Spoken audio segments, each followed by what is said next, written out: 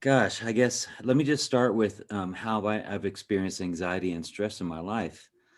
I had been distracting myself because the anxiety of being out of alignment with myself, out of integrity with my soul, just caused me to kind of um, just on the edge of short circuiting.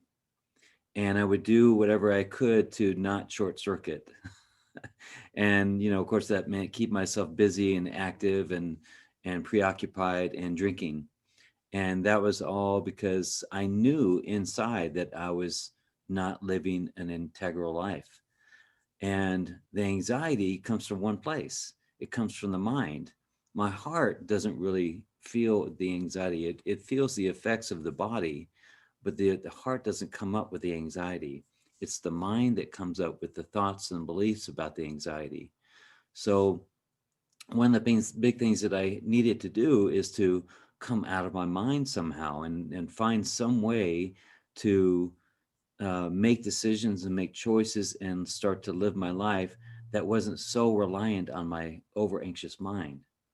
So I want to give you some questions here. So the first question is, what is the source of your anxiety?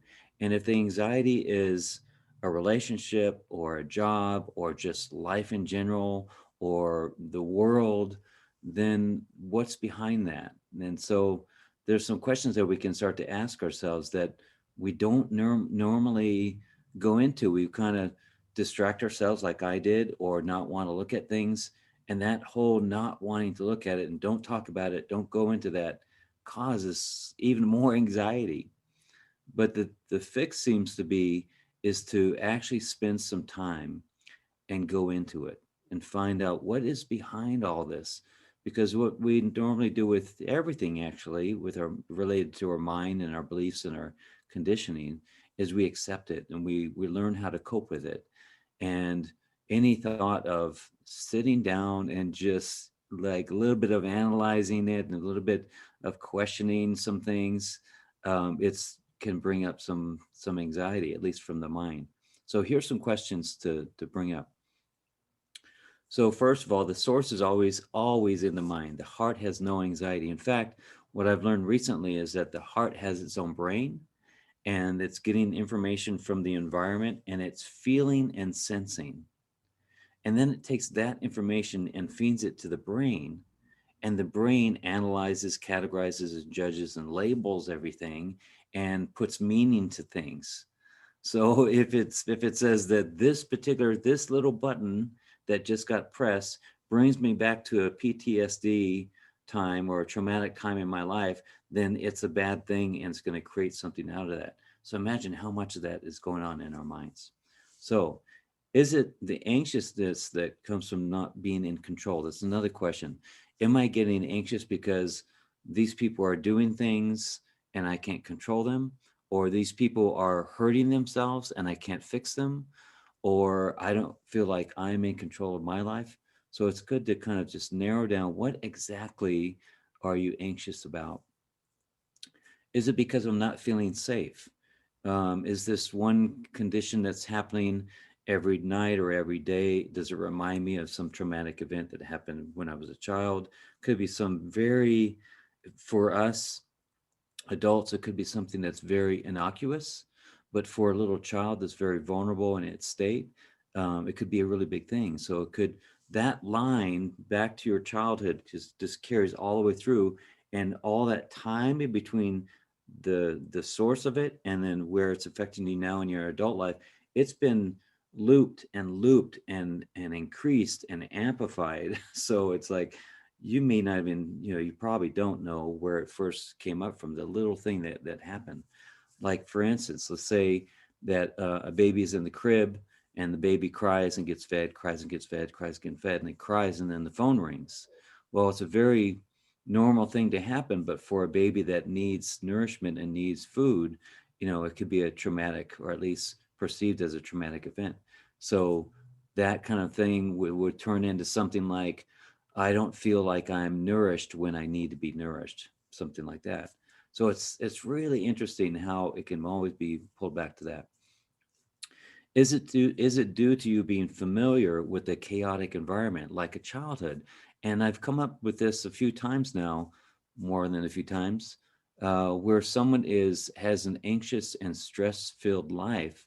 Their job is stressful, their relationship is stressful, and but they thrive in it and they do really well in it, but it's stressful and they hate it. And but if you ask them about their childhood, 90 something percent of the times they've ever talked to someone, they've had a stressful or chaotic environment in their childhood. So you might kind of go to, well, maybe it's they're creating it again because it's at least comfortable to them. And even sometimes people relate chaotic environment and stress and anxiety from their childhood as love, and people can even relate abuse as love because that's maybe all they know. So it may be something in the person's environment that reflects back to them something at least that they know, that they're comfortable with. This is something that I grew up with. So their psyche, their physiology starts to get used to that, and they say, okay, I can thrive in this. And that may be why some people thrive combat situations or the military, because they can be in that chaotic environment and thrive in it. So, um, could it be what Joseph Campbell talks about? So, Joseph Campbell, if you haven't known his name, he was a philosopher mainly, I think, in the 60s, 70s. And he has a theory that goes back to the womb. He says that there's four stages of the birth process, and he calls it the basic perinatal matrix.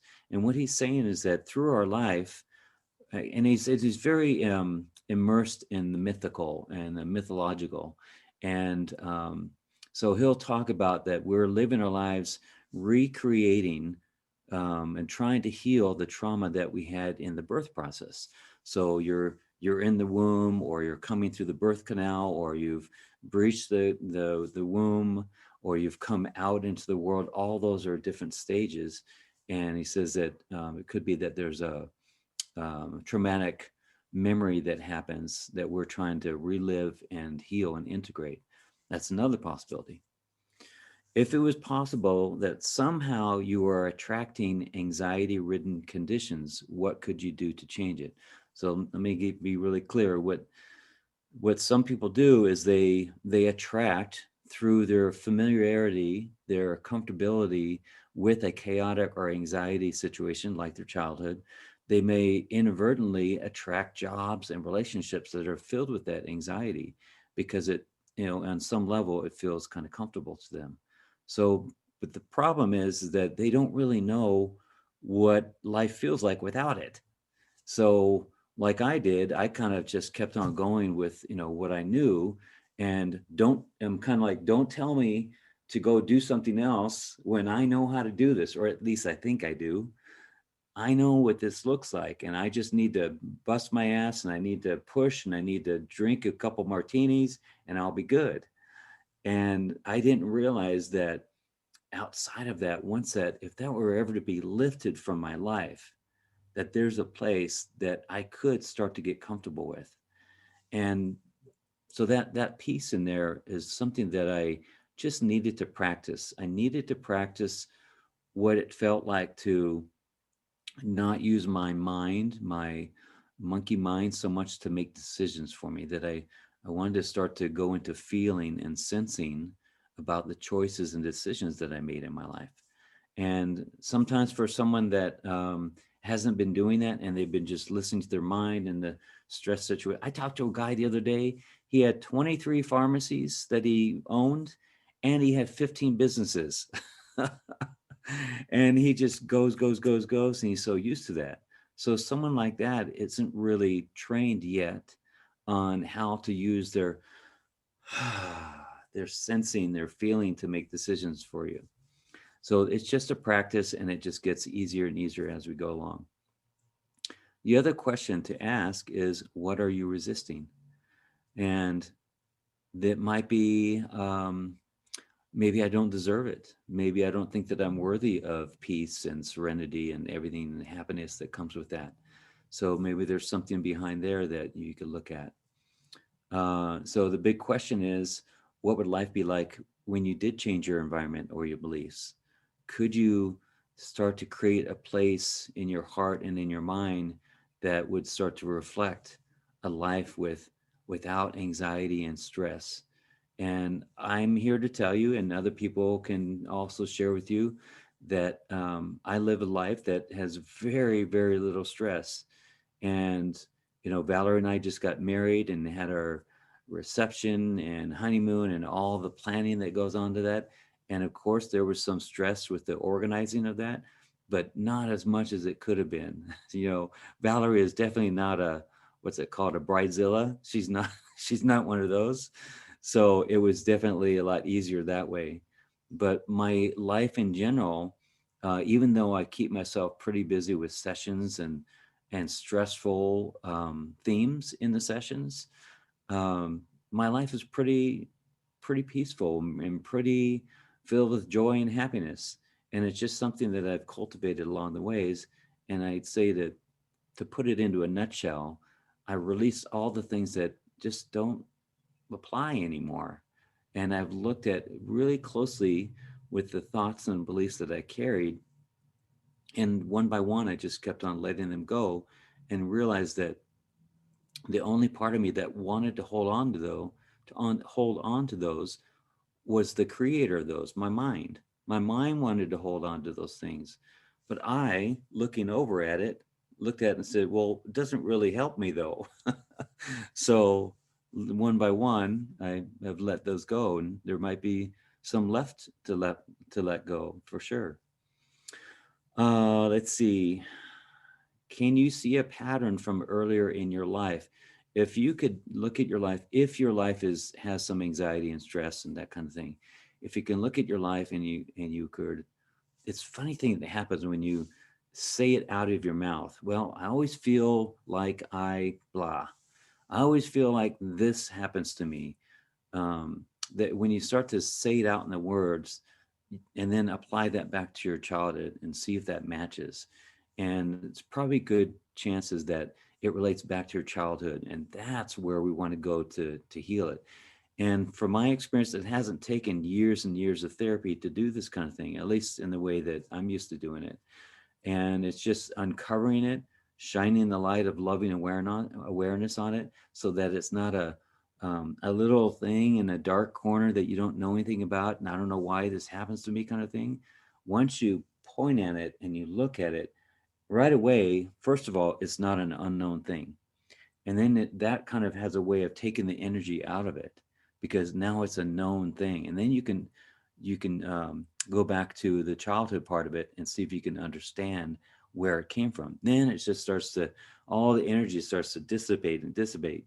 Then you start having the feeling of, wow, I can really see how this all happened. I can see how, where it started and how it just kind of became part of my life and my story.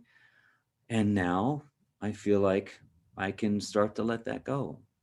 And there's usually some kind of a lag time in there, because it's really been a part of you. So it does take a little bit of time. But the good thing is that people will come into your life to love and support you. They'll come into your life to help you move through this energy, through this old story, so that you can release it more. All right, so how are we doing on time? Great. So number one, stop paying so much attention to your monkey mind. And what I've seen happen in my own life is that um, my monkey mind, that was so big and making all my decisions for me, and it was my story and all that, that the less attention that I gave to it, it started to shrink and have less effect on me. And if you looked at your life from this point and to the previous point, you'd start to see it just, it's less drama and less worry about things, and less overactive thoughts, and it starts to get smaller and smaller. And at the same time, my awareness, my intuitive nature, my clarity starts to get bigger and bigger. So here, this monkey mind starts to get smaller, and it gets less responsibility, and its job just becomes analyzing, categorizing, and judging, but not making decisions and running and guiding my life. And this, my awareness starts to get bigger, and it starts to, its natural state is to be at peace and to be still and to be centered. Breathing. Here's the thing. I was reading this book while we're on our honeymoon called Breath, and it just really blew my mind because, I do breath work, but I didn't realize that what I'm also working with is not only oxygen but carbon dioxide.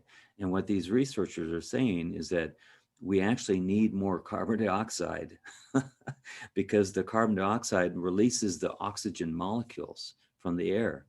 And one of the things that this guy was talking about is that some people who are experiencing anxiety, some are experiencing anxiety through emotional reasons.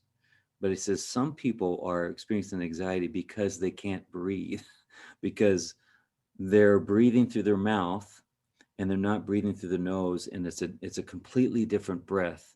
There's something happening there that nitric oxide is getting activated when you breathe through your nose, and it's affecting your parasympathetic nervous system differently. It's activating things, whereas when you breathe through the mouth, it kind of bypasses all that. So here it is: when you breathe through your mouth only, um, you're not activating those things, and it's starting to send your body physiologically into a state of anxiousness because it can't quite get that oxygen. And when you breathe through the nose, you're I don't know how to explain the way this guy does, so I just say read the book called Breath. But when you breathe through the nose, it's activating things in a different way that causes your body to go, okay, I feel safe, I feel secure, I have my oxygen. So just something to consider there. They were doing studies with people where they would block off their mouth and have them breathe for 10 days or something through their nose, and then also block off their nose and breathe 10 days through their mouth. And their systems started to deteriorate and get unhealthy when they breathe through their mouth only. So not only does breathing through the nose help anxiety, also activates your sexual energy. It also uh, activates your health systems. Also can help with snoring and sleep apnea, all kinds of things. So um, I want to share with you a breath that's a really quick way of right now helping to heal anxious moments. And the breath is this. So I'm going to breathe in for 4 and then hold for 4 and then exhale for 8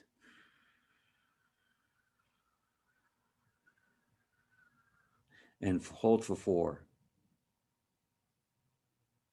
and then breathe, hold, and exhale. So there's something happening there that I'm getting oxygen, but I'm also activating that carbon dioxide and having it stay in my system for a little bit longer, which in a roundabout way helps me get more oxygen. So breathing techniques like that on top of things like breath work, intensive breath work that I do, will help you to not only, at your resting state, get enough oxygen and get enough breath and get enough carbon dioxide, but on the breathwork side, give you a reference point of what it feels like to have a divine moment, to have a divine grace filled moment of ecstasy, bliss, stillness, presence, peace, whatever it is that is in that state. So another tip here is to feel what you've been resisting. So when there's anxiety, there seems to be something that it's pushing away from something. It's anxious about going into that thing.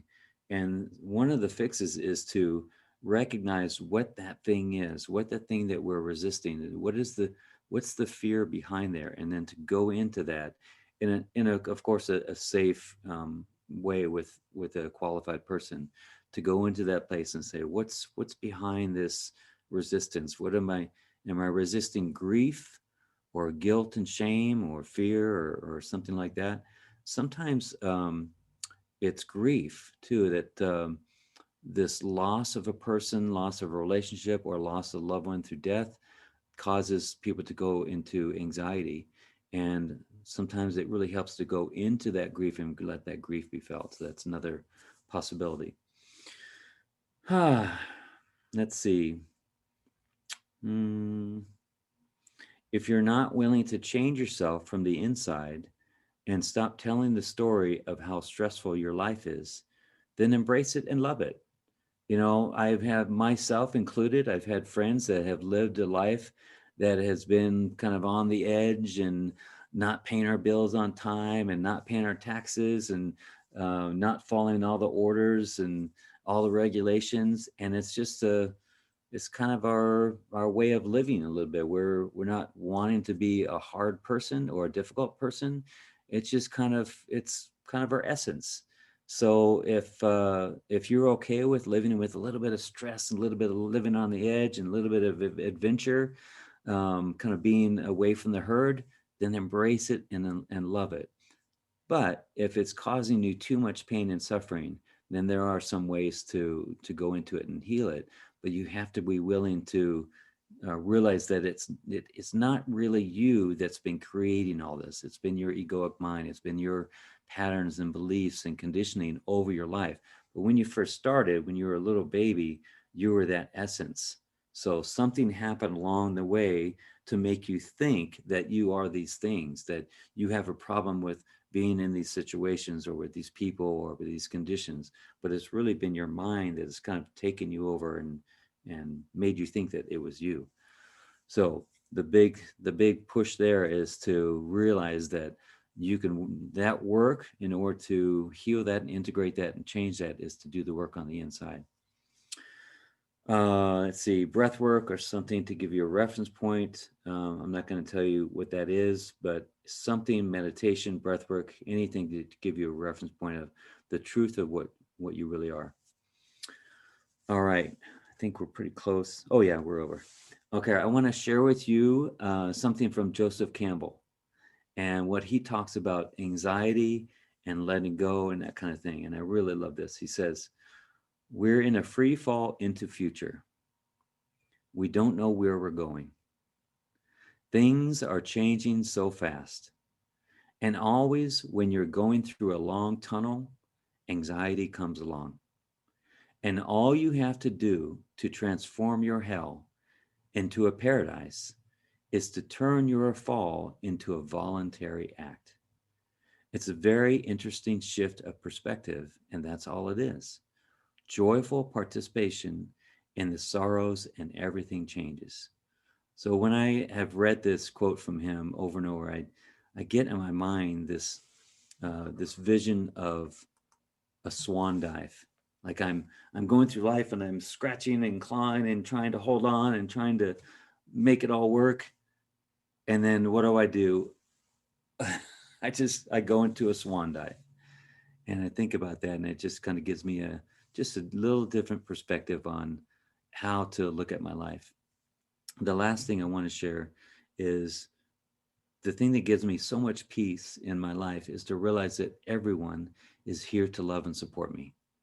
People aren't against me. People are against my egoic nature, my egoic mind and its needs sometimes. But as far as my heart and my soul's evolution, everyone is here for me. Everyone here is to love and support me. And sometimes that love and support digs at me and pricks me and pokes me and pushes me and forces me to step into something higher that I didn't know that I could step into. And that to me is some of the greatest love. That's it. That's all I got. I love you. Thank you. Bless you. See you next time.